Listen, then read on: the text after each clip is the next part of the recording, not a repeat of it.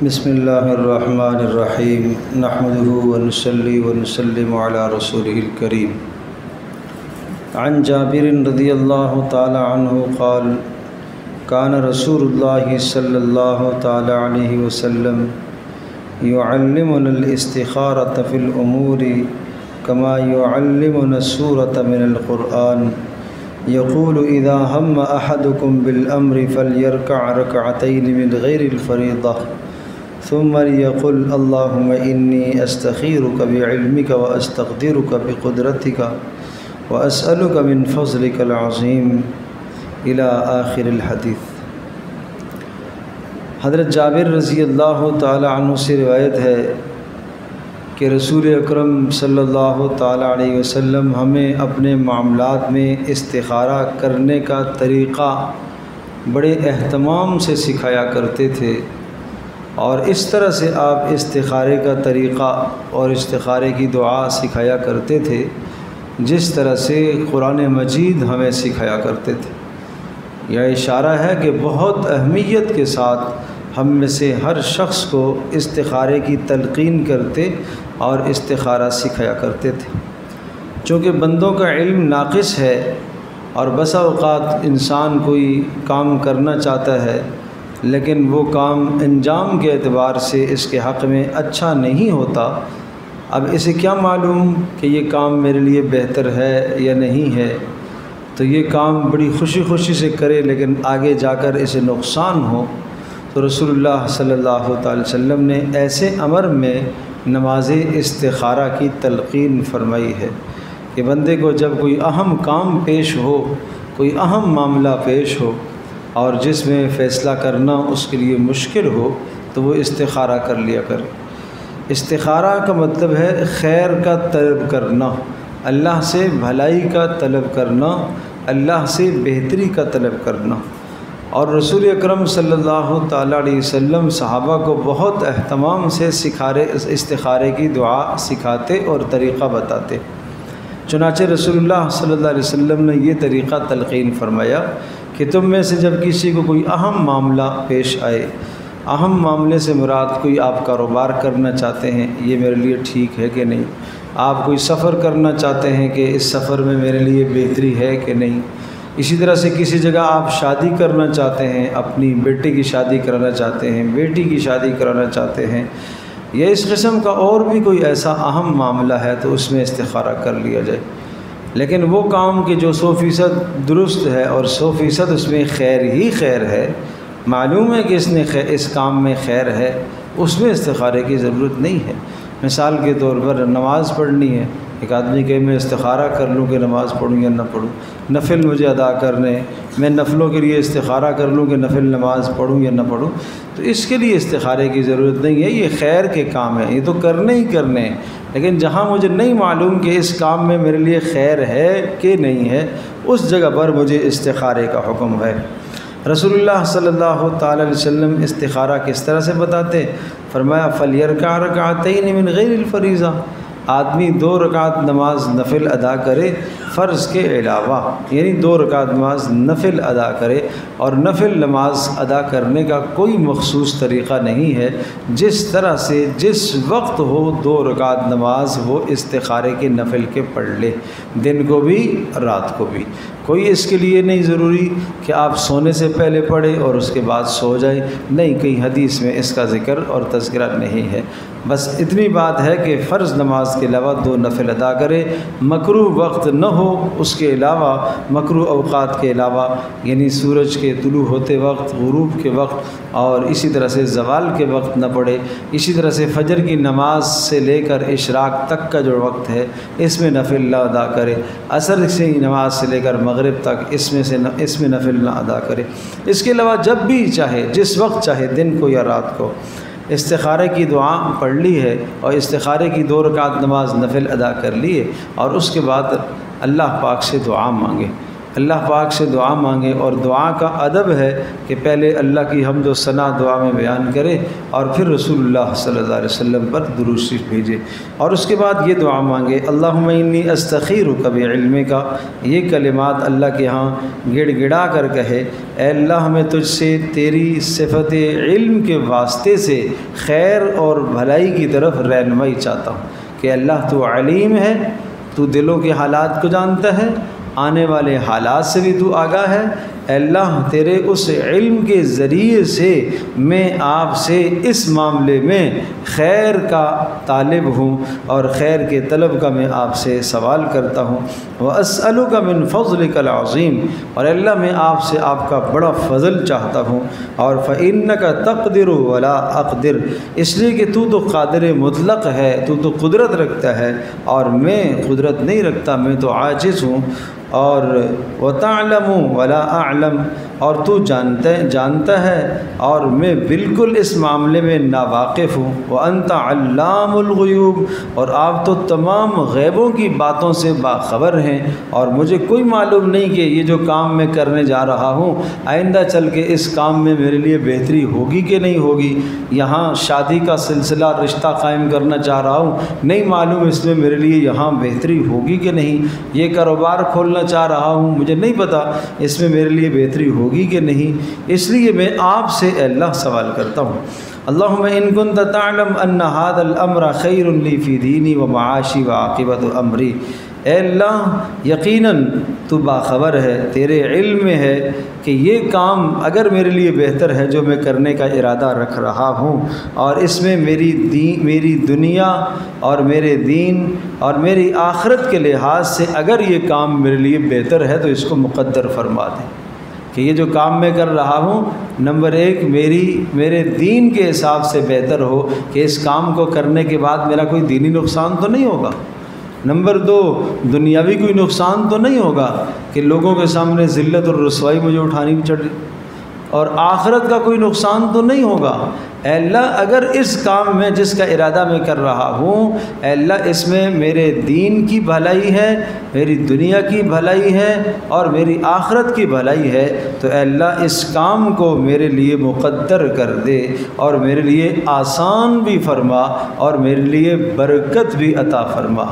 اس کام کو میرے لیے مقدر فرما، نمبر ایک طے فرما دے اس کو میرے کام کے لیے، نمبر دو طے تو کر دیا ہے لیکن اے اللہ آسان بھی کرنا ہے، آسانی بھی آپ ہی پیدا کریں گے۔ پتہ چلا اس کام میں خیر تو تھی میرے لیے لیکن بڑی جھنجھٹوں سے گزر کر وہ کام مجھے کرنا پڑا اور بڑی مشکلات کا مجھے سامنا کرنا پڑا، نہیں اے اللہ اس میں تو میرے لیے آسانی پیدا فرما۔ اور نمبر تین اے اللہ صرف آسانی ہی نہیں، اس میں میرے لیے برکت بھی عطا فرما، مجھے تو برکت کی بھی ضرورت ہے۔ شادی ہو تو اللہ اس کو مبارک فرمائے، اس شادی کو زندگی کا نباہ اچھا ہو اور اس شادی کے نتیجے میں جو ہونے والی اولاد ہو وہ نیک صالح ہو، بابرکت ہو، اور یہ کاروبار میں کر رہا ہوں اے اللہ اس کو آسان بھی فرما اور اس کو میرے لیے بابرکت بھی فرما۔ وَإِن كُنتَ تَعْلَمُ، اے اللہ اگر تو جانتا ہے کہ میرے اس معاملے میں شر لی فی دینی و معاشی و عاقبۃ امری، اگر تو جانتا ہے کہ میرا یہ کام جو میں کرنے کا ارادہ کرتا ہوں یہ میرے لیے دنیا کے اعتبار سے بھی برا ہے، دین کے اعتبار سے بھی برا ہے اور آخرت کے اعتبار سے بھی برا ہے، کہ اس میں میرے دین کا نقصان ہے، اس میں میری دنیا کا نقصان ہے، اے اللہ اس میں اگر میری آخرت کا نقصان ہے تو اس کام کو تو مجھ سے روک دے اور مجھے اس سے روک دے، یعنی مجھے اس کام سے پیچھے کر دے اور اس کام کو مجھ سے پیچھے کر دے، مجھے اس کام سے پیچھے کر دے کہ میرے دل میں جو اس کام کی تمنا ہے کہ مجھے وہ یہی کرنا ہے اس تمنا کو ختم کر دے۔ انسان سمجھتا ہے کہ نہیں بس مجھے تو یہی کرنا ہے، مجھے تو یہی بہتر نظر آ رہا ہے، شادی کی کہیں بات چلی ہے تو بس تو مجھے تو یہی کرنا ہے، مجھے تو یہی چاہیے، یہ تو غلط بات ہے بھائی۔ تو اے اللہ اگر اس میں میرے لیے بہتری نہیں ہے تو اس کا خیال اور تصور اے اللہ میرے دل سے نکال دے اور اس کو دور کر دے، پھر اس کے بعد کیا ہو، اے اللہ مجھے یہ ضرورت تو ہے،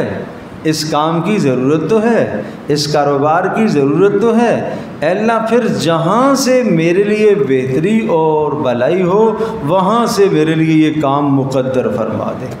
بتاؤ کتنی خوبصورت دعا ہے، جہاں سے میرے حق میں بہتری ہو، بھلائی ہو، وہ کام میرے لیے مقدر فرما دے اے اللہ، اور پھر اس کام میں میرے لیے خیر پیدا فرما دے، اور اے اللہ اس کام سے پھر مجھے راضی بھی کر دے اور مطمئن بھی کر دے۔ اس لیے کہ میں تو اس کو لیے بیٹھا ہوا تھا کہ مجھے یہی کرنا ہے، لیکن اس میں تیرے نزدیک بہتری نہیں ہے، تو جو دوسرا مجھے تو دے رہا ہے اے اللہ مجھے اس سے راضی کر دے اور میرا دل وہاں مطمئن کر دے، تاکہ میرا دل ٹھک جائے کہ ہاں تو صحیح کر رہا ہے، اے اللہ تو بہت بہتر جاننے والا ہے۔ اس طرح سے رسول اللہ صلی اللہ تعالیٰ علیہ وسلم یوں دعا فرمایا کرتے تھے، اور استخارہ کرتے وقت کبھی کبھی اس کام کا نام بھی لے لیا کرتے تھے، لیکن یہ استخارے کی دعا ہے، اس دعا کو آپ پڑھ لیا کر۔ افضل اور بہتر تو یہ ہے کہ یہ دعا آپ عربی کے کلمات یاد کریں جو رسول اللہ صلی اللہ تعالی علیہ وسلم نے بتائے ہیں،